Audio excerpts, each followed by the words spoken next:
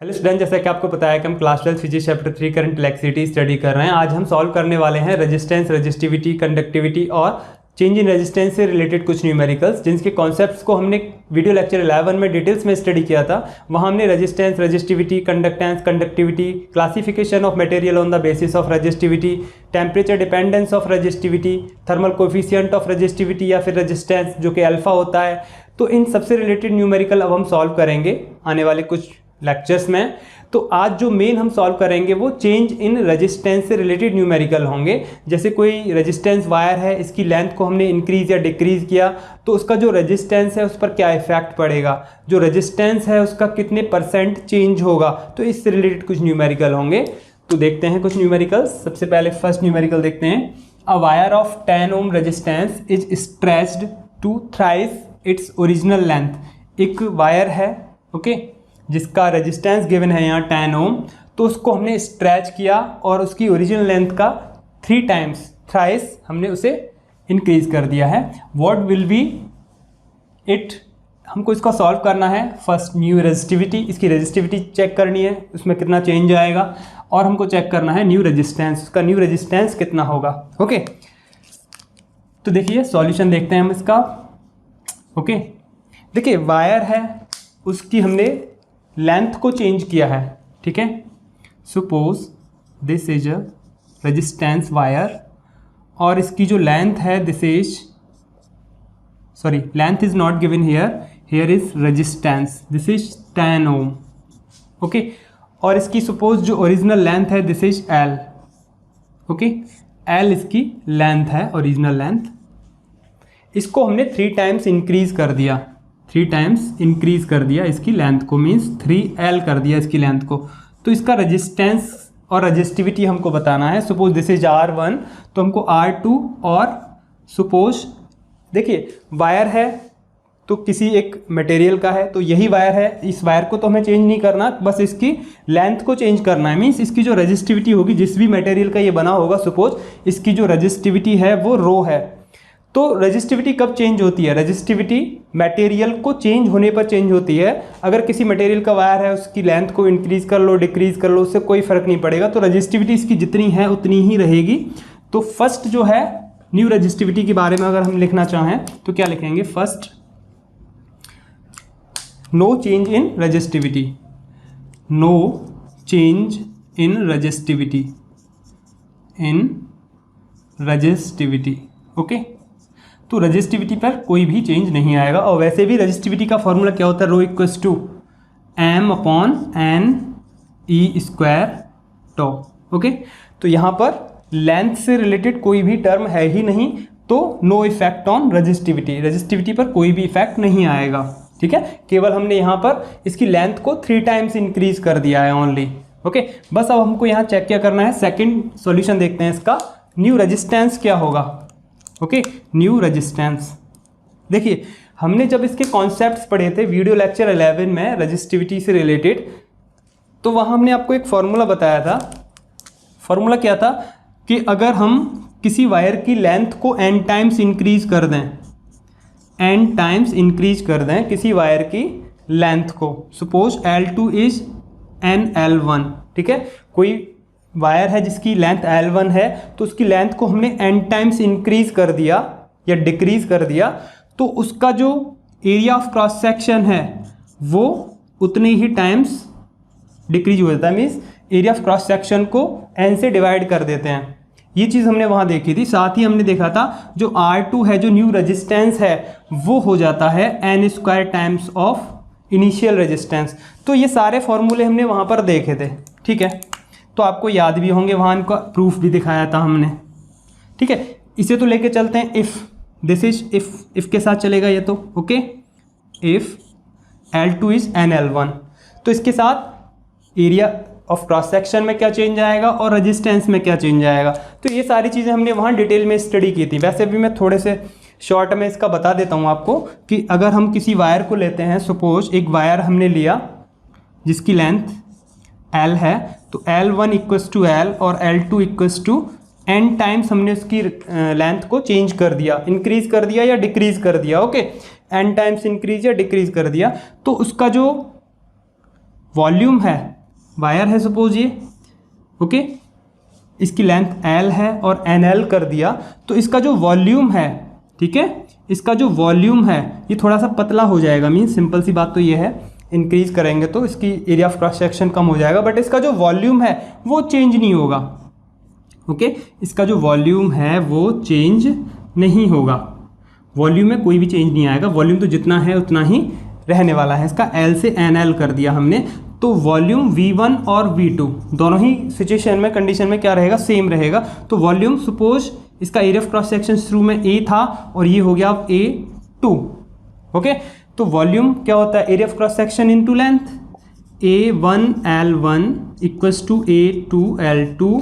तो A1 कितना है, A1 तो चेक करना है हमको, A1 तो लेके चलते हैं, सपोज स्टार्ट में A1 था, L1 इज L और A2 हमको देखना है कितना चेंज होता है, और L2 कितना कर दिया, NL, तो L से L कैंसिल हो जाएगा, तो A2 कितना हो गया इसका, A1/N, ठीक है। एक तो ये आ गया निकल के, area of cross section N times divide कर देंगे उससे, इतना चेंज आएगा।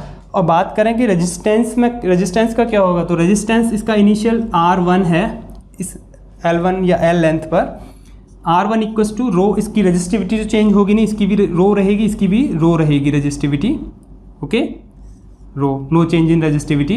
रो L1, इसकी लेंथ कितनी है L1/A1, तो कितना हो जाएगा ये, यहाँ से हमको R1 इक्वल्स टू मिल जाएगा रो L/A1, ओके, और R2 रो L2/A2, ओके। तो R2 कितना मिलेगा यहाँ से हमको, रो, वही रहेगा रेजिस्टिविटी, तो L, इसकी जो लेंथ है वो NL कर दी, इनिशियल लेंथ का, L2/NL, L2 की वैल्यू कितनी है, NL, सॉरी, तो A2/A2, इनको डिवाइड कर देते हैं, तो ये रो कैंसिल हो जाएंगे, L कैंसिल हो जाएंगे, तो यहाँ से R1/R2 कितना मिलेगा हमको, वो मिलेगा 1/A1 multiply by this A2/N, ये ऊपर जाएगा A2 और N नीचे रह जाएगा दिस, ओके, 1/A1, तो A2 कितना है वो रख देते हैं यहाँ पे हम, A1 इंटू A2 कितना है, A1/N,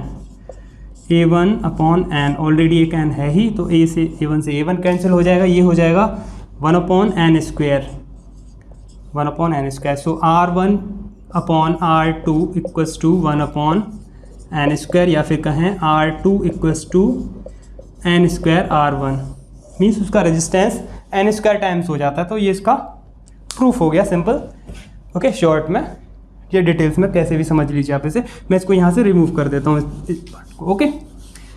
तो ये चीज़ आपको लर्न रखनी है, ठीक है। अगर कोई पूछता है तो आप उसका डिटेल्स दे देंगे कुछ इस तरीके से, फाइन। चलिए अब हम यहाँ डायरेक्ट वैल्यूज़ रख लेंगे और चेक कर लेंगे कि कितना चेंज आएगा रेजिस्टेंस में, N स्क्वायर टाइम्स हो जाता है रेजिस्टेंस, इनिशियल रेजिस्टेंस का, ठीक है। तो देखिए यहाँ पर R2 हमको चेक करना है, तो R2 कितना हो जाएगा, N स्क्वायर R1, ओके। अब N की वैल्यू निकालनी है हमको, इनिशियल सपोज L है, this is L1 equals to L और L2 equals to 3L, okay. तो कितने टाइम्स हो गया इसका, 3 times, means L2 equals to NL, यही तो लेके चले थे, तो this is N equals to कितनी वैल्यू है, 3, सो N इक्वल्स टू 3, तो यहाँ पुट कर दीजिए simple, R2 equals to 3 square R1, this is 9R1, तो जो फाइनल रेजिस्टेंस है इसका वो हो जाएगा 9 times of initial resistance, okay. और इनिशियल रेजिस्टेंस कितना है इसका, 10 ओम, तो यहाँ वैल्यू पुट कर देंगे, 9 into 10 ohm, this is 90 ohm, okay. तो फाइनल रेजिस्टेंस जो होगा इसका, जो न्यू रेजिस्टेंस होगा, न्यू रेजिस्टेंस इज 90 ओम, क्योंकि हमने लेंथ को इंक्रीज किया है 3 टाइम्स, रेजिस्टेंस कितने टाइम्स इंक्रीज हो गया, 9 टाइम्स इंक्रीज हो गया, मीन्स 10 से 90 ओम हो गया, ओके। तो ये इस तरह से है इसका सॉल्यूशन। सेकंड क्वेश्चन का सॉल्यूशन देखते हैं। यहाँ क्या होगा, इसमें नया कुछ इतना होगा कि हमको चेंज इन रेजिस्टेंस का परसेंटेज और निकालना होगा, ओके। देखते हैं, चलिए इसका सॉल्यूशन आप नोट कर लेंगे। सेकंड का सॉल्यूशन देखते हैं, इसमें क्या न्यू होगा, बस इतना होगा इसमें कि हमको क्या करना है, चेंज इन रेजिस्टेंस कितने परसेंटेज हुआ। जैसे अभी 9 से 90 ओम हो गया ना 10 टाइम्स, तो कितने परसेंटेज चेंज हुआ, तो परसेंटेज चेंज और निकालना है हमको। बस ये चेंज आ जाएगा इस न्यूमेरिकल में।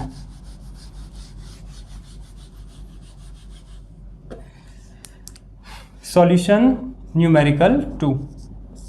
Okay, a wire has a resistance of R1 is given here 16 ohm. Okay, it is melted, फिर इसको मेल्ट किया जाता है, and drawn into a wire of half of its length. इसकी लेंथ को हाफ कर दिया जाता है। फिर यहाँ देखिए इंटरेस्टिंग है, अभी वायर अगर ये है L लेंथ का वायर है, तो इसकी लेंथ को हाफ कर दिया जाता है, इसकी लेंथ को L/2 कर दिया जाता है इसकी लेंथ को। Suppose L1 is L, so L2 is L/2 कर दिया जाता है, इसकी लेंथ को हाफ कर देते हैं हम। Calculate the resistance of the new wire, इसका हमको रेजिस्टेंस बताना है। सपोज इसका R1 है तो इसका R2 हो जाएगा। अब देखिए यहाँ से L2 = NL, फॉर्मूले इसको लिख लीजिए एक बार फिर से। L2 = NL1 है अगर, तो A2 कितना हो जाएगा, A1/N, और R2 कितना हो जाएगा, N² R1। ओके, तो ये फॉर्मूले हैं, इनको आप बार बार लिखेंगे तो ये आपको लर्न भी रहेंगे। ओके, चलिए, तो यहाँ से हमको क्या करना है, N पता लग जाएगा कितना हो जाएगा। इसको हम लिख सकते हैं 1/2 × L, तो N कितना मिल रहा है हमको यहाँ से 1/2, दिस इज 1/2। ओके, तो हमको पता क्या करना है, रेजिस्टेंस में कितना चेंज हुआ, तो R2 = N² R1 लगाएंगे हम, तो N की वैल्यू कितनी है 1/2 R1, तो इसका स्क्वायर करेंगे तो ये हो जाएगा व्हाट 1/4 R1/4, तो R2 हो जाएगा R1/4। R1 कितना गिवन है, दिस इज 16 ओम, तो 16 ओम डिवाइडेड बाई 4, तो दिस इज 4 ओम। ओके, तो न्यू रेजिस्टेंस पहले कितना था 16 ओम, अब कितना हो गया 4 ओम। वैसे भी हम जानते हैं लेंथ को कम करते हैं तो रेजिस्टेंस डिक्रीज हो जाता है। ठीक है, एरिया ऑफ क्रॉस सेक्शन यहाँ पे इंक्रीज हो जाएगा। अगर एरिया ऑफ क्रॉस सेक्शन भी पूछता है तो आप यहाँ पे n की वैल्यू 1/2 लगा देंगे, 1/2 लगाएंगे तो ये 2A1 हो जाएगा, मीन्स पहले से डबल हो जाएगा इसका एरिया ऑफ क्रॉस सेक्शन। अगर ये A है तो ये हो जाएगा 2A। ओके, वैसे यहाँ पे एरिया ऑफ क्रॉस सेक्शन पूछा है नहीं। ठीक है, और साथ में क्या पूछा है, what is the percentage change in its resistance, इसके रेजिस्टेंस में कितना परसेंटेज चेंज हुआ, परसेंटेज चेंज इन रेजिस्टेंस।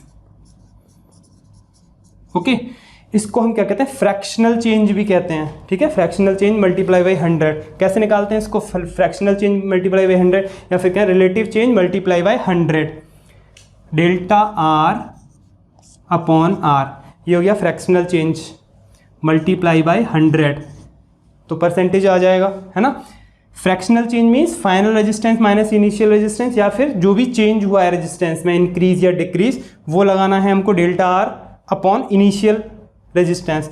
देखिए परसेंटेज हम कैसे निकालते हैं, है ना, चेंज इन द वैल्यू में जो भी चेंज हुआ है अपॉन ओरिजिनल वैल्यू, ठीक है, मल्टीप्लाई बाई 100, यही तो होता है। तो चेंज इन वैल्यू यहाँ पे रेजिस्टेंस है, तो डेल्टा R/R, ये आपने क्लास 11 में डिटेल्स में पढ़ी थी सारी चीज़ें, तो इस तरह से हम निकालेंगे, यहाँ पे निकाल लेते हैं। चलिए, डेल्टा R कितना है, यहाँ से देखिए R2 है, R1 कितना है 16 ओम, और R2 कितना है 4 ओम, तो डेल्टा R = R2 और R1 का डिफरेंस, ये हो जाएगा 16 - 4, कितना हो जाएगा 12 ओम।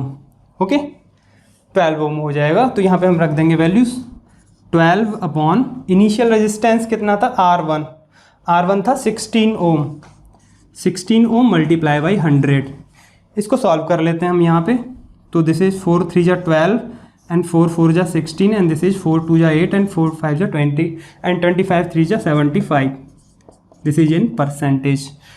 तो चेंज इन रेजिस्टेंस में कितना परसेंट चेंज हुआ, 75% change in resistance, 75% change in resistance occur. Okay, लेकिन 75% क्या हुआ है रिड्यूस हो गया है रेजिस्टेंस, इंक्रीज नहीं हुआ, ध्यान रखना है, रिड्यूस हुआ है रेजिस्टेंस, क्योंकि यहाँ से हमको पता है 16 ओम से 4 ओम रह गया है। ओके, अब देखिए यहाँ पर वैल्यूज दी थी कि हमने लेंथ को कितने टाइम्स इंक्रीज किया या कितने टाइम्स डिक्रीज किया, तो चेंज इन रेजिस्टेंस का परसेंटेज, ठीक है, चेंज इन रेजिस्टेंस का परसेंटेज हमको यहाँ निकालना था। लेकिन अब नेक्स्ट न्यूमेरिकल में क्या होगा, हमको इसकी परसेंटेज गिवन होगी कि हमने इसकी लेंथ में इतने परसेंट का चेंज किया तो रेजिस्टेंस में कितने परसेंट का चेंज होगा। इस तरह के न्यूमेरिकल्स आएंगे, दैट इज मोस्ट इंपॉर्टेंट। और शॉर्ट ट्रिक से भी देखेंगे हम कैसे निकालेंगे, उसका लेंथी सॉल्यूशन भी देखेंगे किस तरह से निकालेंगे, तो this will be very interesting. तो इसके बाद वही देखते हैं कि हमने इसकी लेंथ में कितने परसेंट का चेंज किया तो रेजिस्टेंस में कितने परसेंट का चेंज होगा। ठीक है, इसे मैं यहाँ से रिमूव कर लेता हूँ। ओके, चलिए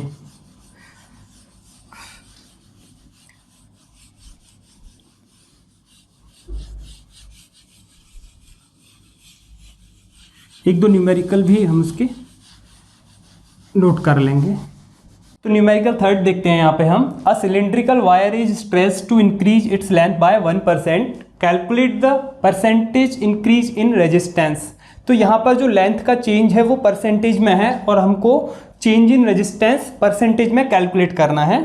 ठीक है, अभी तक क्या था, अभी तक लेंथ को हमने जनरली इंक्रीज किया था कि इतने टाइम्स, 1 टाइम्स, 2 टाइम्स, 3 टाइम्स, जितने भी टाइम्स इंक्रीज कर रहे हैं या डिक्रीज कर रहे हैं, लेकिन यहाँ पर परसेंटेज में इंक्रीज किया गया है। तो इसको देखिए करने के दो मेथड हैं। फर्स्ट एक हम मैनुअल मेथड देखेंगे, दूसरा ट्रिक वाला मेथड देखेंगे। वो कहाँ तक काम करेगा ट्रिक वाला मेथड, और फिर हमको मैनुअल में भी एक ट्रिक बनाएंगे। तो सिंपल आपको किसी भी परसेंटेज वैल्यू के लिए, जैसे 1% है, ये 2%, 3%, 4%, 10%, किसी भी परसेंटेज वैल्यू के लिए आप परसेंटेज इंक्रीज इन रेजिस्टेंस निकाल सकते हैं, या फिर कहें परसेंटेज चेंज इन रेजिस्टेंस आप निकाल सकते हैं। तो देखते हैं इसका सॉल्यूशन। हम पहले 1% के लिए ही सॉल्व करके देखते हैं इसको मैन्युअली। ओके, ट्रिक वाले मेथड से बाद में करेंगे। सबसे पहले हम क्या करते हैं, L1 equals to N L two equals to N L1, एक ये फॉर्मूला होता है हमारे पास, और दूसरा एरिया ऑफ क्रॉस सेक्शन वाला यूज़ होता नहीं है जनरली, तो R2 equals to N square R1, क्योंकि यहाँ पे लेंथ में ही चेंज किया है और रेजिस्टेंस का चेंज देखना है, तो इन दोनों का ही हम जनरली यूज़ करेंगे। सबसे पहले सपोज कर लेते हैं कि इस वायर की जो लेंथ है वो L है। Length, suppose length of the wire is L। Okay, तो L1 इज L, तो L2 कितना हो जाएगा, उसकी लेंथ को हमने 1% इंक्रीज किया है। ठीक है, स्टार्ट में लेंथ L थी, फिर उसमें प्लस कर दिया 1% ऑफ L। ठीक है, तो 1% ऑफ L हमने इसमें इंक्रीज और कर दिया, इसको ऐसे ही लिख लेते हैं, प्लस 1% ऑफ L इसमें इंक्रीज कर दिया हमने इनिशियल लेंथ में, तो वो L2 हो जाएगी, फाइनल लेंथ हो जाएगी। कैसे करेंगे इसको, L plus 1 multiply by L upon 100। Okay, तो ये L2 होगी। सिंपल, यहाँ से L कॉमन ले लेंगे हम, तो L कॉमन लेंगे तो 100 प्लस 1 101 अपॉन 100। ओके, तो ये हो गया L2, क्योंकि हमको क्या निकालना था, L2 इक्वस टू 101, या फिर L को इधर लिख देते हैं, इंटू L। ठीक है, तो ये हो गया L2 equals to N L1। ठीक है, उसी के इक्वल हो गया, तो n की वैल्यू हमको ये मिल गई 101 अपॉन 100, तो यहाँ से हमको R2 मिल जाएगा। तो हम कह सकते हैं n equals to 101 upon 100। n मिल गया तो हम R2 निकाल पाएंगे, तो R2 कितना हो जाएगा, 101 अपॉन 100 दिस, इसका स्क्वायर इंटू R1। ओके, अब हमको क्या निकालना है, चेंज इन रेजिस्टेंस निकाल लेते हैं, फिर उसका परसेंटेज निकाल लेंगे। तो चेंज इन रेजिस्टेंस निकाल लेते हैं पहले। तो परसेंटेज निकालने के लिए fractional change in resistance multiply by 100 कर देते हैं, फिर उसको, यही तो होता है। तो चेंज इन रेजिस्टेंस की अगर हम बात करें तो कैसे निकालेंगे, R2 माइनस R1, या फिर R1 और R2 का डिफरेंस अपॉन ओरिजिनल जो उसका रेजिस्टेंस था, ओरिजिनल कितना R1 लेके चल रहे हैं हम, इनिशियल जो रेजिस्टेंस था उसका, मल्टीप्लाई बाय 100। कुछ ऐसे भी लिख सकते हैं हम इस फॉर्मूले को, है ना। चलिए, तो यहाँ पर ये क्या हो जाएगा, परसेंटेज इंक्रीज या change, percentage change in resistance. Okay, in resistance equals to R2 is this 101 upon 100 और उसका स्क्वायर, ओके, और R1 यही तो है R2 की वैल्यू यहाँ रख दी हमने माइनस R1 अपॉन R1 और ये पूरा मल्टीप्लाई बाय 100, ओके। तो देखिए R1 तो यहाँ कॉमन हो जाएगा, यहाँ पे कॉमन हो जाएगा, R1 को बाहर निकाल देंगे, कुछ ऐसे ही निकाल देते हैं। चलिए यहाँ पे R1 को हमने बाहर ले लिया तो नीचे वाला R1 कैंसिल हो जाएगा, यहाँ क्या बचेगा 101 अपॉन 100, तो इसका कंप्लीट का स्क्वायर कर देते हैं, कंप्लीट का square minus 1 upon R1 into 100, okay. तो R1 से ये R1 कैंसिल हो जाएगा, यहाँ से कुछ पार्ट को हम अब हटा देते हैं, R1 वाले को हटा ही देते हैं यहाँ से क्योंकि ये कैंसिल हो गया, बचता है this equals to percentage change in resistance check कर रहे हैं हम। तो यहाँ पे वैल्यूज़ जो होंगी इसको सॉल्व कर लेंगे हम।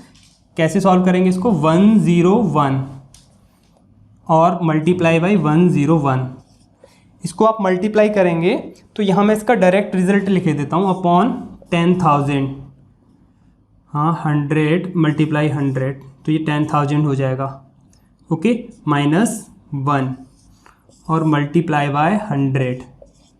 101 और 101 को डायरेक्ट रिजल्ट में लिखे देता हूँ, उसका मल्टीप्लाई करने के बाद ये होगा 10201, okay, 10201 upon 10,000 minus 1 equals to and equals to multiply by 100, okay. इसको यहाँ माइनस करेंगे तो ये होगा 10201 minus 10,000 upon this is 10,000 multiply by 100, okay.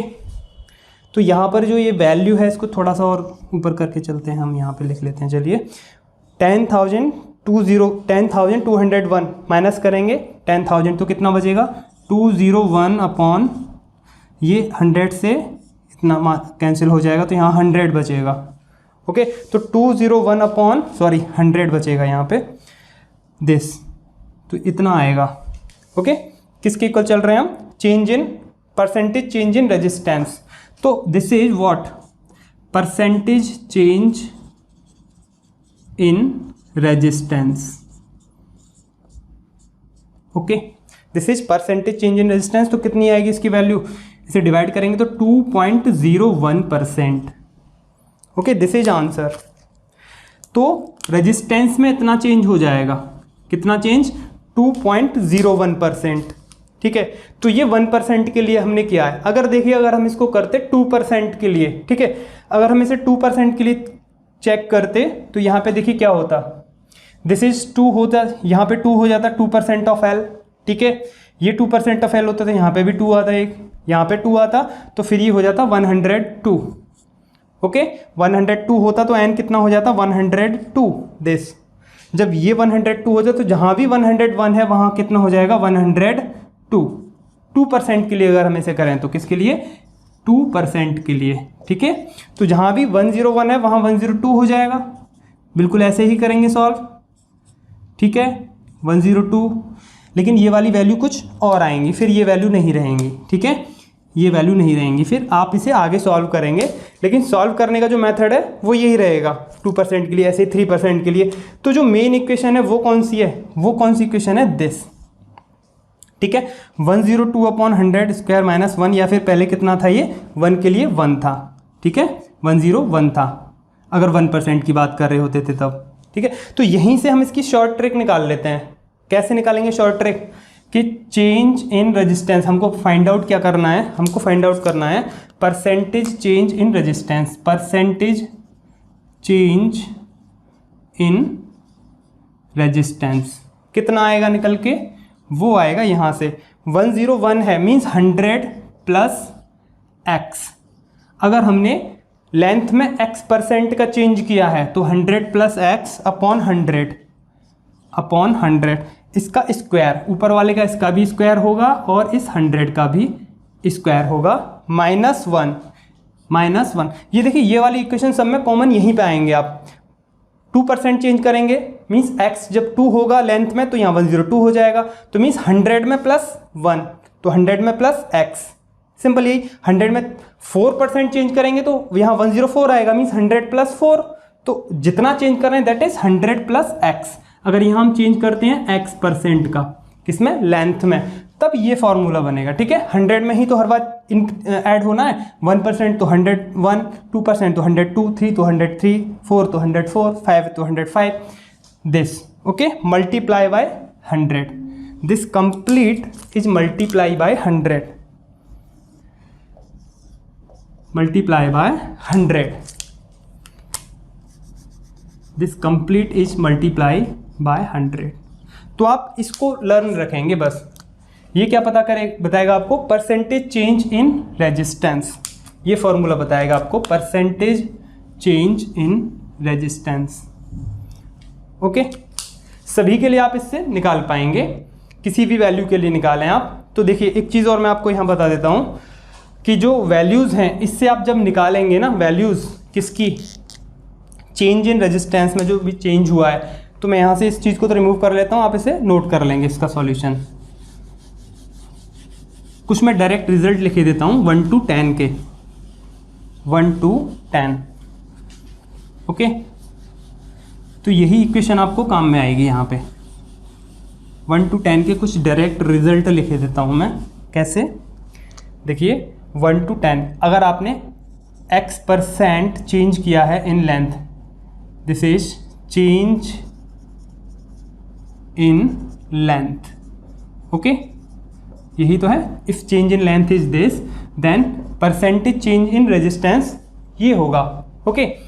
अगर आपने 1% चेंज किया है किसमें, लेंथ में, यहाँ मैं नोट कर देता हूँ लेंथ, ओके, लेंथ, और यहाँ पे लिख देते हैं डेल्टा R/R इंटू 100, या फिर this is percentage change in resistance. अगर आपने लेंथ में 1% का चेंज किया है, ओके, तो अभी हमने जस्ट निकाला कि change in resistance, this is what, change in resistance,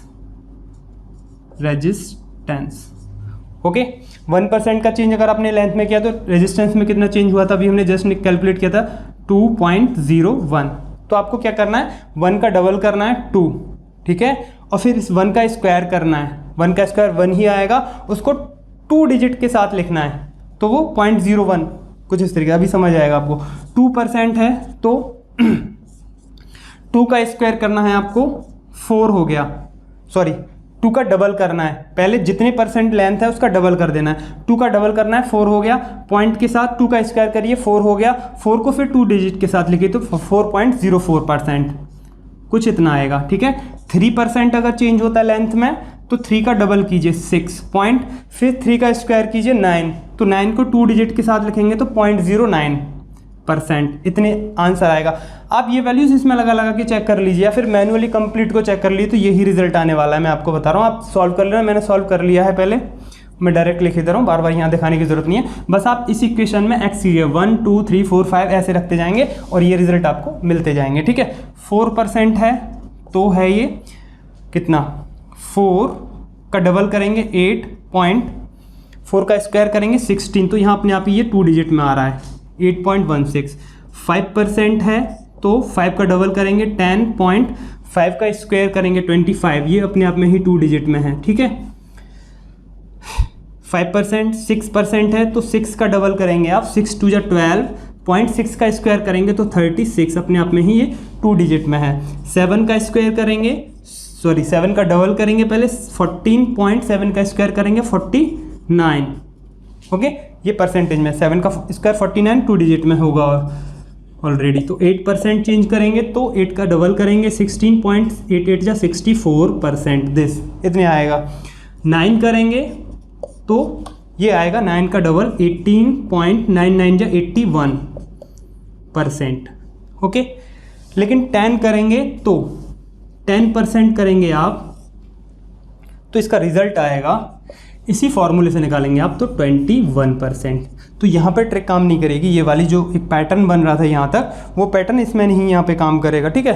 तो आप देख लीजिए आपको कोई नया पैटर्न मिल जाए। तो आगे की वैल्यूज़ मैंने चेक नहीं की, 10 के बाद 11 12 कुछ भी आ सकता है, तो लेकिन आप इसमें रख के पुट करके निकाल सकते हैं, ठीक है। तो ये तो हो जाएगी वैल्यूज़, काफ़ी लंबा मेथड हो जाएगा। अगर आप इस ट्रिक को याद रखेंगे, अगर आपको ऑप्शनल में आता है तो आप केवल इस फॉर्मूले को याद रखेंगे, इसमें एक्स की वैल्यू रखते जाएंगे तो ये किसी के लिए निकाल देगा, कितने भी परसेंटेज के लिए, हर परसेंट के लिए काम करेगा। ये वर्सेटाइल फार्मूला है आपके लिए, ठीक है। अब एक और फॉर्मूले की बात करते हैं। देखिए यहाँ से यहाँ तक आप देखिए लेस देन 5, यहाँ तक चेक करिए दिस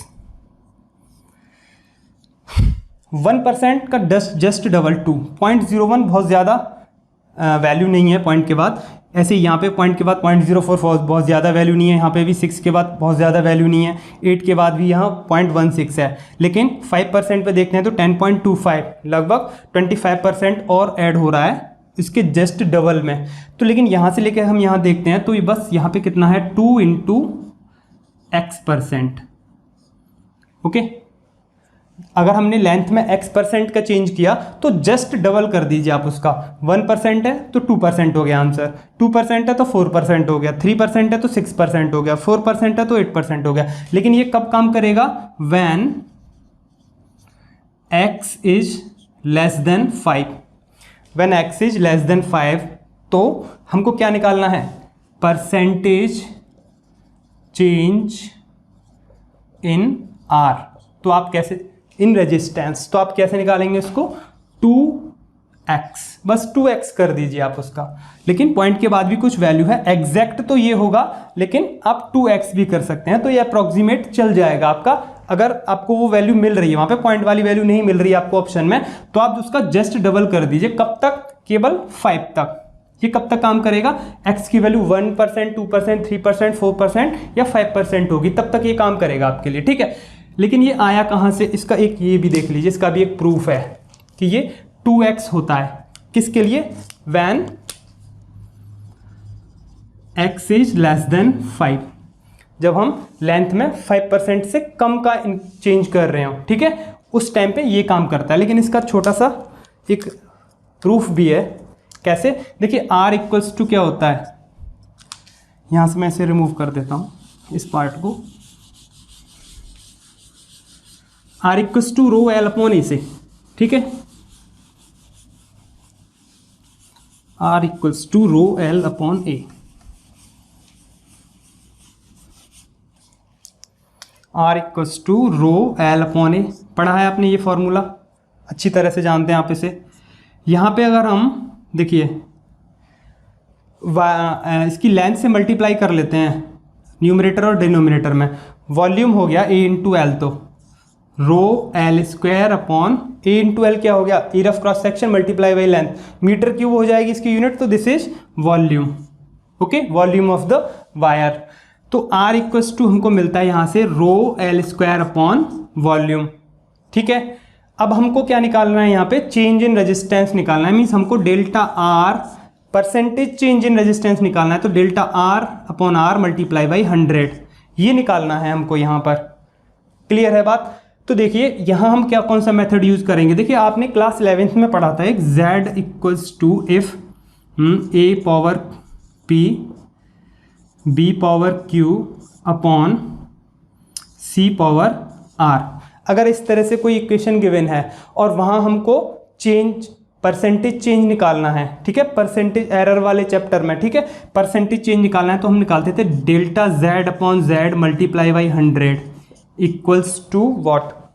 हम कर देते p जो इसके पावर में है इसको नीचे लाके p into delta a upon a करते थे, आपको याद आ रहा होगा। इस कंप्लीट को फिर मल्टीप्लाई बाई 100 कर देंगे, plus next q delta b upon b, okay, plus, पूरा प्लस ही चलता था, और ये जो r है ये नीचे आ जाता था into delta c upon c, okay, और ये कंप्लीट मल्टीप्लाई बाई 100 ये होता था। अगर हमको परसेंटेज चेंज निकालना है इस इक्वेशन का, ये होता था किया था हमने क्लास 11th में, है ना। तो वही चीज़ हम यहाँ लगा देंगे, और जो कांस्टेंट्स होंगे जितने भी इसमें जो भी कांस्टेंट होगा उसको नहीं लेंगे हम, क्योंकि उसका हम डिफरेंशिएशन नहीं करते। तो कुछ डिफरेंशिएशन जैसा ही होता है ये, ठीक है। लॉगरिथम करके किया था हमने, इसका प्रूफ भी है क्लास 11th में, फर्स्ट चैप्टर मेजरमेंट वाले चैप्टर में। तो यहाँ से देखिए कांस्टेंट्स कौन कौन, एक तो रजिस्टिविटी कांस्टेंट है, ये कांस्टेंट रहेगी, और वॉल्यूम भी कांस्टेंट रहेगा उसका वायर का। तो चेंज किस में कर रहे हैं हम, लेंथ में चेंज कर रहे हैं बस। तो इसको हम ऐसे लेके चलेंगे, L square rho upon V, ये तो कांस्टेंट पार्ट है, और एल स्क्वायर। तो बस एक ही चीज़ है इस इक्वेशन में। तो यहाँ जो 2 है ये नीचे आ जाएगा into delta L upon L, okay, multiply by 100। Percentage change निकाल रहे हैं तो so this is percentage change in resistance equals to कितना है, this is 2 multiply by delta L upon L multiply by 100, ये एक साथ हो जाएगा। और ये कंप्लीट क्या है, this is percentage change in length, यही तो है परसेंटेज चेंज इन लेंथ। तो हम कैसे निकालेंगे, 2 multiply by percentage change in length, this is x%, this is x%। तो इस मल्टीप्लाई को हटा दें तो कन्फ्यूज कर रहा होगा आपको, तो दिस इज 2x। तो परसेंटेज चेंज इन रेजिस्टेंस कितना आ रहा है, परसेंटेज चेंज इन रेजिस्टेंस, या फिर कहें डेल्टा आर वही लिख देते हैं, delta R upon R into 100, okay. This is percentage change in resistance, कितना आएगा 2x। वही हमने यहाँ पे बताया था कि परसेंटेज चेंज इन ये 2x आएगा। लेकिन ये कब काम करेगा, जब when x is less than 5। देखिए जब हम इसको प्रूफ करते हैं ना ये वाले मेथड को, तो इसमें बहुत सारी चीज़ें जब स्मॉल होती हैं, बहुत ही स्मॉल होती हैं, उनको हम छोड़ देते हैं, क्योंकि डेल्टा ए यहाँ पे जो चेंज है उस इक्वेशन में वो बहुत छोटा होता है। तो यहाँ पर भी जो चेंज है वो भी बहुत कम है, जो लेंथ में चेंज है बहुत कम है, तभी ये काम करेगा। ये इक्वेशन भी तब काम करती थी, ये जो चेंज होते थे ना वहाँ पे डेल्टा ए डेल्टा बी, उनका जो प्रोडक्ट होता था उसको भी हमें इग्नोर कर देते। तो ये जो चेंज होते थे बहुत छोटे होते थे, स्मॉल चेंज होते थे, उसके लिए काम करती थी ये इक्वेशन। तो इसीलिए यहाँ पर भी जो चेंज है लेंथ में वो भी बहुत छोटा सा होगा, मीन्स लेस देन 5 होगा, तभी ये इक्वेशन काम वर्क करेगी। मीन्स आप डायरेक्ट यहाँ इससे निकाल सकते हैं, 2 से मल्टीप्लाई कर दो जितना भी परसेंट है, x% इंक्रीज हुआ लेंथ में तो उसको डबल कर दो जस्ट, तो आप चेंज इन रेजिस्टेंस निकाल सकते हैं परसेंटेज में। कब के लिए, when x is less than 5। अगर x ग्रेटर देन 5 है तो आपके पास ये वाली ट्रिक है, ठीक है, इससे आप सोच के निकाल लेंगे। अगर आप इसे भी भूल जाते हैं तो फिर आप इस फॉर्मूले को याद रखेंगे, ये तो वर्सेटाइल फॉर्मूला है आपका कंप्लीट, ठीक है। यहाँ से आप जनरल निकाल दिए, ये हमने कैलकुलेशन से ही निकाला था, ये कोई फॉर्मूला कैलकुलेशन से ही हमने इसको बनाया था। नहीं तो आप अगर आप मैन्युअली करना चाहते हैं तो मैन्युअली कर लीजिए, वो हमने पहले आपको डिस्कस कर ही लिया है पूरा कंप्लीट, ठीक है। तो कुछ इस तरह से आप परसेंटेज चेंज इन लेंथ करने पे कितना चेंज होता है रेजिस्टेंस में, कितने परसेंट चेंज होता है रेजिस्टेंस में, उससे रिलेटेड ये न्यूमेरिकल है, ठीक है। इसके बाद एक और न्यूमेरिकल देखते हैं कुछ, ओके। नेक्स्ट न्यूमेरिकल देखते हैं, ये कंडक्टिविटी और रेजिस्टिविटी से रिलेटेड है। A potential difference of 100 volt is applied to the ends of a copper wire 1 meter long. तो एक 1 मीटर लेंथ का कॉपर वायर है जिस पर हमने 100 वोल्ट का पोटेंशियल डिफरेंस अप्लाई किया हुआ है उसके एंड्स के across. Calculate the average drift velocity of the electrons. तो उसके अंदर जो कंडक्शन इलेक्ट्रॉन्स होते हैं या फ्री इलेक्ट्रॉन्स होते हैं उनकी हमको एवरेज ड्रिफ्ट वेलोसिटी कैलकुलेट करनी है। फिर उसको हमें यहाँ compare it with the thermal velocity at 27 degree Celsius. फिर हमको उसे कंपेयर करना है इलेक्ट्रॉन्स की ही थर्मल वेलोसिटी से at room temperature, simple 27 degree Celsius given है यहाँ पर। और कुछ चीज़ें यहाँ गिवन है, कंडक्टिविटी गिवन है यहाँ कॉपर मटेरियल की, this is 5.81 into 10⁻⁷ ohm inverse metre inverse. N given है, electron density number of free electrons per unit volume, this is 8.5 into 10⁻28 मीटर-3। वोल्ट्जमैन कांस्टेंट यहाँ गिवन है नहीं, बट हमने यहाँ लिख लिया है। आपको अगर एग्जाम में आता है तो आपके एग्जाम में वहाँ प्रोवाइड कराया जाएगा वोल्ट्जमैन कांस्टेंट की वैल्यू, या फिर आपके क्वेश्चन पेपर पे होगी, या फिर आपको शीट गिवन होगी क्वांटिटीज फैक्टर्स और कांस्टेंट्स के लिए, ठीक है। देखते हैं इसका सॉल्यूशन कैसे करेंगे आप इसे। यस, पोटेंशियल डिफरेंस यहाँ गिवन है, हमको फाइंड आउट क्या करना है, drift velocity of free electrons, okay. तो देखिए ड्रिफ्ट वेलोसिटी का जो रिलेशन है, अगर हमने पोटेंशियल डिफरेंस अप्लाई किया तो यहाँ कहीं ना कहीं करंट फ्लो करेगा उस कंडक्टिंग वायर में। तो करंट का ड्रिफ्ट वेलोसिटी के साथ क्या रिलेशन रहता है, I equals to N E A V D. N is electron density, E charge of electron, A area of cross section of the wire and V D is the drift velocity, average drift velocity of free electrons या फिर conduction electrons. यही हमको यहाँ calculate करना है V D. तो V D कितना हो जाएगा, I upon N E A this, okay, I upon this.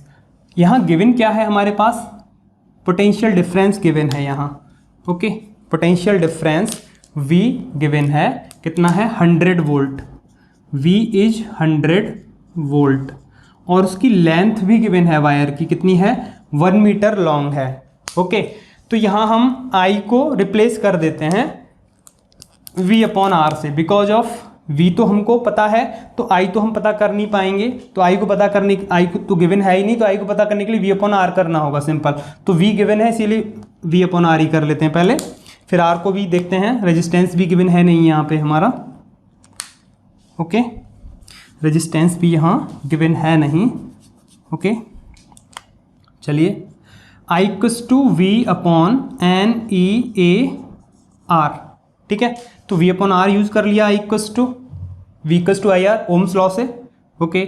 चलिए नेक्स्ट, अब देखिए यहाँ पर ना ही हमारे पास एरिया ऑफ क्रॉस सेक्शन है, ना ही हमारे पास रेजिस्टेंस है, A और R हमारे पास दोनों ही नहीं है, लेकिन हमारे पास क्या है, कंडक्टिविटी गिवन है, दिस इज कंडक्टिविटी सिग्मा, तो इसका हमें यूज़ करना है। N तो गिवन है ही, इसका भी यूज़ कर ही लेंगे, लेकिन A और R तो है ही नहीं हमारे पास, ना एरिया ऑफ क्रॉस सेक्शन है ना रेजिस्टेंस है, हमारे पास कंडक्टिविटी तो है, तो कंडक्टिविटी को हमें यहाँ यूज़ करना है और AR को हमें यहाँ से निकालना है। तो कैसे निकाल पाएंगे इसे आप, देखिए सिंपल, कंडक्टिविटी क्या होता है, 1 अपॉन रजिस्टिविटी, 1 अपॉन रो, दोनों एक दूसरे के रेसिप्रोकल रहते हैं, और रजिस्टिविटी क्या होती है, R इक्वल्स टू होता है रो L अपॉन A, तो यहाँ से रो हो जाएगा RA अपॉन L, तो 1 अपॉन रो रख देंगे आप, RA अपॉन L, तो कंडक्टिविटी कितनी हो जाएगी, L अपॉन RA, ओके।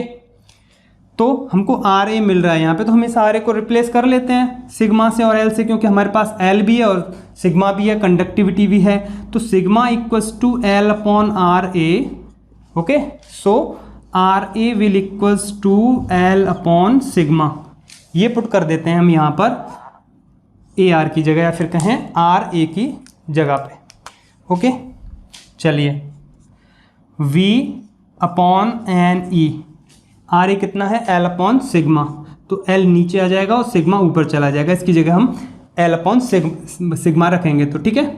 तो यहाँ V डी इक्वल्स टू चल रहे हैं हम, तो सारी वैल्यूज हैं अब हमारे पास, ठीक है।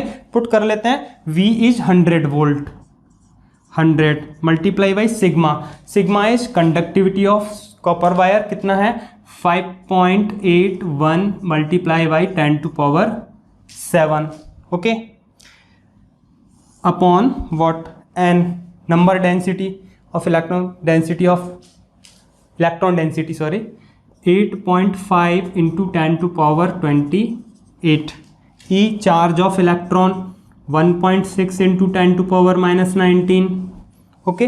L लेंथ 1 मीटर, गिवन है ये चीज़ें, ठीक है। चलिए ड्रिफ्ट वेलोसिटी हम कैलकुलेट कर लेते हैं, यहाँ 5.81 और ये 10 टू पावर 2 और ये 10 टू पावर 7, 10 टू पावर 9 हो जाएंगे, ओके। और ये यहाँ पर देखिए -19 ऊपर जाएंगे, तो ये +19 इसके साथ ऐड कर देते हैं, और ये 10 टू पावर 28 को नीचे ही रहने देते हैं, क्योंकि ये दोनों मिलकर 10 टू पावर 28 हो जाएंगे, और ये 8.5 multiply by 1.6 into 10 to power 28, ये दोनों ऐड होके कितने हो गए 28, तो ये कैंसिल आउट हो जाएंगे 10 to power 28, okay. 5.81 divided by इन दोनों का मल्टीप्लाई, इन दोनों का मल्टीप्लाई करेंगे आप, मैं यहाँ डायरेक्ट मल्टीप्लाई का रिजल्ट लिख देता हूँ, 8.5 और 1.6 का, ये होगा 13.6, ओके, 13.6। फिर आप ये डिवाइड कर लेंगे, ओके। डिवाइड करने के बाद जो वैल्यू आएगी वो मैं यहाँ डायरेक्ट रिजल्ट लिख देता हूँ, ये आएगी 0.4272, तो ड्रिफ्ट वेलोसिटी निकल के आएगी 0.43, इसको राउंड ऑफ कर देते हैं, 7 को हटा देते हैं तो 0.73 metre per second. So this is the drift velocity of conduction electrons या फिर फ्री इलेक्ट्रॉन्स। इसको अब हमें कंपेयर करना है थर्मल वेलोसिटी से, ठीक है। थर्मल वेलोसिटी और निकाल लेते हैं, कैसे निकालेंगे थर्मल वेलोसिटी। देखिए थर्मल वेलोसिटी को निकालने के लिए हमारे पास एक फॉर्मूला है VRMS, root mean square velocity. हमने क्लास 11th में पढ़ा था, ये था 3kBT/m, रूट 3kBT/m। इसका छोटा सा प्रूफ मैं आपको बता देता हूँ। वहाँ पे था E = 3/2kT, energy of any particle, ठीक है। सो एनर्जी, काइनेटिक एनर्जी की अगर हम बात करें तो 12mv², वहाँ पे काइनेटिक एनर्जी ही होती थी पार्टिकल की, और 3/2, शॉर्ट में मैं बता रहा हूँ इन चीज़ों को आपको, ठीक है। यहाँ पे 2 से ये 2 कैंसिल हो जाएगा, तो v² = 3kT/m। k क्या था यहाँ पे, Boltzmann constant upon what, m। तो यहाँ पे एवरेज वैल्यूज़ लेके चलते थे, तो ये जो निकल के आती थी ये रूट मीन स्क्वायर वेलोसिटी होती थी। सिंपल इसका अंडर रूट कर देते थे 3kT/m, के बी भी कहते थे इसको, Boltzmann constant, this is upon m। तो इसका छोटा सा प्रूफ है एक, ठीक है। बाकी की चीज़ें समझ में आएंगी आपके, इस फॉर्मूले को लेके चलते हैं। This is root mean square velocity, okay. तो रूट मीन स्क्वायर वेलोसिटी को हमें फाइंड आउट करना है, तो 3 kb is this given 1.38 × 10⁻⁻23, okay. Boltzmann constant होता है T, टेम्परेचर कितना है 27 डिग्री सेल्सियस, इसको केल्विन में चेंज कर लेते हैं तो 300 हो जाएगा, 300 केल्विन। 273 ऐड कर देंगे इसमें 27 डिग्री सेल्सियस में, तो 300 केल्विन हो जाएगा, डिवाइडेड बाई मास। मास किसका, इलेक्ट्रॉन्स का, क्योंकि थर्मल वेलोसिटी हमको किसकी कैलकुलेट करनी है, इलेक्ट्रॉन्स की ही कैलकुलेट करनी है, क्योंकि इसको ड्रिफ्ट वेलोसिटी ऑफ इलेक्ट्रॉन को कंपेयर करना है, तो वो थर्मल वेलोसिटी ऑफ इलेक्ट्रॉन से ही हम कंपेयर करेंगे। तो मास ऑफ इलेक्ट्रॉन यूज करेंगे हम यहाँ पर, विच इज़ 9.1 × 10⁻31 किलोग्राम, और इसका स्क्वायर रूट, ओके। अब देखिए यहाँ पे हमको कुछ मल्टीप्लाइज करने हैं, 3 × 1.38 इंटू ये 3 ले लेते हैं इसके साथ, तो ये 9 हो जाएगा, 3 3 = 9, और ये 10⁻2 हो जाएगा। उस 10⁻2 को इसके साथ कर देते हैं 10⁻2, ये 10⁻23 तो है ही, +2 कर देते हैं, क्योंकि 300 का 10⁻2 हो जाएगा, ये -31 और आ जाएगा ऊपर, तो प्लस का हो जाएगा अपॉन 9.1, और ये इसका स्क्वायर रूट, ओके। ये 31 और 2 33, और -23 तो कितना हो जाएगा, -23 + 33 हो जाएगा 10⁻10, ओके। 9 और 1.38 का आप डायरेक्ट मल्टीप्लाई करेंगे, मैं इसका यहाँ डायरेक्ट रिजल्ट लिखूँगा, ओके। ये आएगा निकल के 12.42, ओके, अपॉन 9.1, और ये मल्टीप्लाई बाई 10⁻10, ये स्क्वायर रूट में है, ठीक है। 10⁻10 का जो स्क्वायर रूट निकालेंगे आप, वो हो जाएगा 10⁻5। इसको तो स्क्वायर रूट से बाहर कर देंगे 10⁻10 को, इसका आप डिवाइड करेंगे, तो डिवाइड करके यहाँ जो वैल्यू आएगी, डायरेक्ट रिजल्ट लिखे दे रहा हूँ मैं, आप डिवाइड कर लेंगे, वो आएगी वैल्यू 1.35। इसका आप स्क्वायर रूट निकालेंगे 1.35 का, वो निकल के आएगा 1.16 × 10⁻5, चल ही रहा है। So this is thermal velocity of free electrons, या फिर कहें root mean square velocity of free electrons, okay, VT, thermal velocity of free electrons या फिर root mean square velocity of free electrons. इसको अब हमें कंपेयर करना है किसके साथ, इसके साथ, okay. This is thermal velocity and this is drift velocity of free electrons. इसको कंपेयर कर लेते हैं, सिंपल, ठीक है। इसको कंपेयर करने के लिए इसका दोनों का डिवाइड कर लेते हैं, तो ये कंपेयर हो जाएंगे इजीली, ज़्यादा कुछ करना नहीं होगा आपको, ओके। सो VD अपॉन VT कर लेते हैं। VD कितना है 0.43, और VT मीन्स थर्मल वेलोसिटी कितनी है 1.16 समथिंग आती है, यहाँ पर ये 17 आएगी निकल के, राउंड ऑफ जब करेंगे आप, तो डायरेक्ट रिजल्ट में मैं 1.17 लिखे देता हूँ, ओके। 1.17 into 10 to power 5। अब आप इसे डिवाइड करेंगे तो देखिए हम क्या कर लेते हैं, 10 से मल्टीप्लाई यहाँ कर लेते हैं और इसको 10 टू पावर 6 कर देते हैं, कोई प्रॉब्लम ही नहीं है। तो ये हो जाएगा ऊपर 4.3, मीन्स ऊपर वाली जो वैल्यू थोड़ी सी बड़ी हो जाएगी डिवाइड के लिए, तो 1.17 से इसे डिवाइड कर लेना। जैसे आप चाहें वैसे कर सकते हैं, मैं थोड़ा सा इसको ईजी करने के लिए 10 टू पावर -6 हो जाएगा फिर ये ऊपर जाके, तो VD equals to multiply by VT। इस VT को इधर भेज देते हैं, ठीक है। आप ये वाला डिवाइड करेंगे तो मैं इसका डायरेक्ट रिजल्ट लिखे दे रहा हूँ। डिवाइड करने के बाद ये आएगा 3.67 into 10 to power -6 into VT। Okay, तो यहाँ हम देख रहे हैं कि जो ड्रिफ्ट वेलोसिटी है ये स्मॉलर है, बिकॉज ये 10 टू पावर -6 के साथ है, ठीक है, मल्टीप्लाई में किसके साथ, थर्मल वेलोसिटी के साथ। So drift velocity is smaller than thermal velocity by a factor of 10 to power -6 times, ठीक है। तो वैसे भी ड्रिफ्ट वेलोसिटी स्मॉलर होती है, थर्मल वेलोसिटी भी बहुत ज़्यादा लार्ज होती है, ठीक है। तो ये चीज़ इसका कंपैरिजन है, क्लियर है चीज़। एक और न्यूमेरिकल देखते हैं हम इसके बाद, ठीक है, ये आपको क्लियर हो गया होगा। नाउ नेक्स्ट न्यूमेरिकल देखते हैं, find the time relaxation between collision and free path of electrons in copper at room temperature.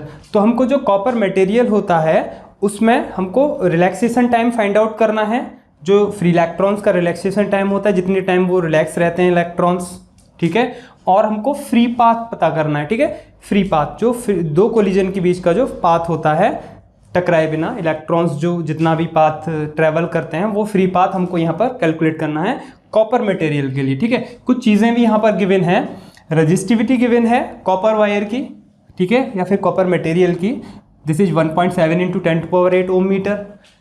N given है number density in copper material, ठीक है, number density of free electrons, या फिर electron density given है copper material के लिए, या फिर ये कहें कि हम कॉपर मटेरियल में फ्री इलेक्ट्रॉन्स कितने हैं पर यूनिट वॉल्यूम, ये चीज़ गिवन है एन, ठीक है। Electron density this is 8.5 into 10 to power -28 meter -3। Charge of electron given है 1.6 into 10 to power -19 coulomb. Mass of electron given है 9.1 into 10 to power -31 kilogram. Drift velocity of electrons given है copper material के लिए, this is for electrons 1.6 into 10 to power -4 meter per second. Okay, तो ये चीज़ें यहाँ पर गिवन हैं, हमको कैलकुलेट करना है यहाँ पे रिलैक्सेशन टाइम और फ्री पाथ। पहले हम रिलैक्सेशन टाइम कैलकुलेट कर लेते हैं, ठीक है। तो देखते हैं इसका सॉल्यूशन किस तरह से रहेगा। ओके, देखिए रजिस्टिविटी गिवन है, तो रजिस्टिविटी के फॉर्म में रिलैक्सेशन टाइम का फॉर्मूला हमारे पास होता है rho equals to m upon N E square tau, NE square tau. Okay, R का होता था ml upon N square A tau, आपको ये याद रहने चाहिए। आर का भी लिखे देता हूँ मैं आपके रिवीजन के लिए, ml upon NE square A टॉ, ठीक है। एल और ए को 1 कर देते हैं तो वो रजिस्टिविटी बन जाती है m upon N square toe.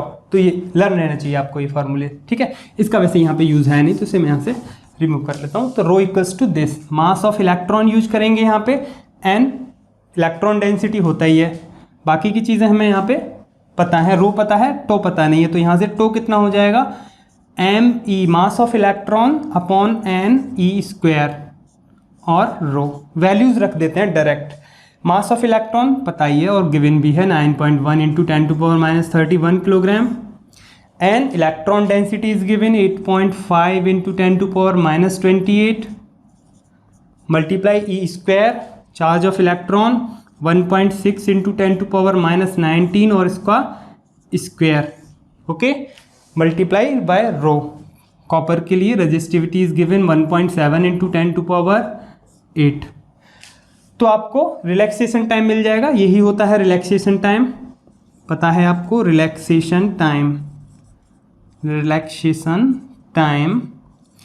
Toe will equals to, आप इसे कैलकुलेशन को कंप्लीट करेंगे। मैं यहाँ इसका केवल आंसर लिखे दे रहा हूँ, डायरेक्ट रिजल्ट लिखे दे रहा हूँ। This is 2.5 into 10 to power -14 second, 2.5 into 10 to power -14 second, काफ़ी कम टाइम है, 10⁻14 सेकेंड का ऑर्डर है, ठीक है। This is relaxation time for free electrons या फिर कंडक्शन इलेक्ट्रॉन्स, ओके। अब हमको कैलकुलेट करना है फ्री पाथ ऑफ इलेक्ट्रॉन्स, ठीक है। तो फ्री पाथ ऑफ इलेक्ट्रॉन्स, ठीक है। तो डिस्टेंस को हम कैसे कैलकुलेट करते हैं बताइए, टाइम इनटू स्पीड से डिस्टेंस को कैसे कैलकुलेट करते हैं, टाइम इनटू स्पीड या फिर वेलोसिटी, एक ही चीज़ है, ओके। तो टाइम, ये इतना टाइम लगेगा, फ्री पाथ पता करना है। तो इलेक्ट्रॉन्स जो मूव करते हैं वो किस वेलोसिटी से मूव करते हैं, ड्रिफ्ट वेलोसिटी से मूव करते हैं। तो ये तो हो जाएगी ड्रिफ्ट वेलोसिटी। टाइम कौन सा होगा, रिलैक्सेशन टाइम, तो multiply by drift velocity. Time कौन सा होगा, रिलैक्सेशन टाइम। जितनी देर दो कोलिजन के बीच में इलेक्ट्रॉन्स फ्री रहता है, ठीक है, जितने टाइम वो फ्री रहेगा मींस रिलैक्सेशन टाइम टॉ। और जो डिस्टेंस है, ये वाली जो डिस्टेंस है, यही हमको कैलकुलेट करनी है। This is free path. बिना टकराए कितना वो चल जाता है इलेक्ट्रॉन, किसी भी मटेरियल में फ्री इलेक्ट्रॉन, ठीक है। किसी भी आयनाइज्ड एटम से वो टकराता है, पॉजिटिव आयन से वो टकराता है, तो कितनी देर वो बिना टकराए चलता है, वो फ्री पाथ होता है। तो किस वेलोसिटी से चलता है, वो ड्रिफ्ट वेलोसिटी से ही मूव करेगा, ठीक है। तो मल्टीप्लाई बाई वी, ठीक है। तो वी से हम यहाँ मल्टीप्लाई कर लेंगे।